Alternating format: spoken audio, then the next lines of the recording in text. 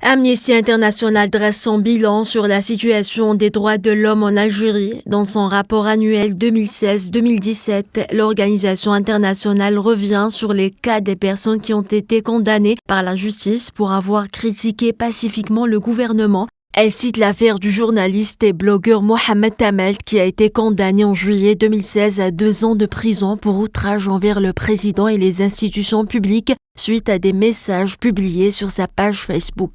Il avait débuté une grève de la faim lors de son arrestation. Tombé dans le coma en août, il est décédé à l'hôpital en décembre.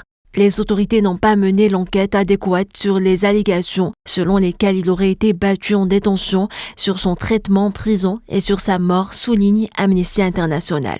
Et en ce qui concerne la liberté de religion et de conviction, le cas évoqué est celui de Slimane Bouhafs, converti en christianisme. L'homme avait été condamné par le tribunal de Sétif en août à 5 ans de prison pour avoir dénigré l'islam et insulté le prophète Mohammed, que le salut soit sur lui, dans les messages qu'il avait partagés sur sa page Facebook, avance l'organisation. Au nom de la liberté de religion, ces personnes devraient pouvoir exercer librement leur religion. L'organisation est revenue également dans son rapport sur l'expulsion des migrants. Pour ce qui est des droits des réfugiés et des migrants, des heurts ont opposé des habitants et des migrants originaires d'Afrique subsaharienne à Béchar et à Ouargla en mars, à Tamanrasset en juillet et à Alger en novembre. Et en décembre, les forces de sécurité auraient arrêté à Alger environ 1500 migrants et réfugiés venus d'Afrique subsaharienne. Selon Amnesty International, les forces de sécurité auraient expulsé plusieurs centaines d'entre eux vers le Niger dans les jours qui ont suivi.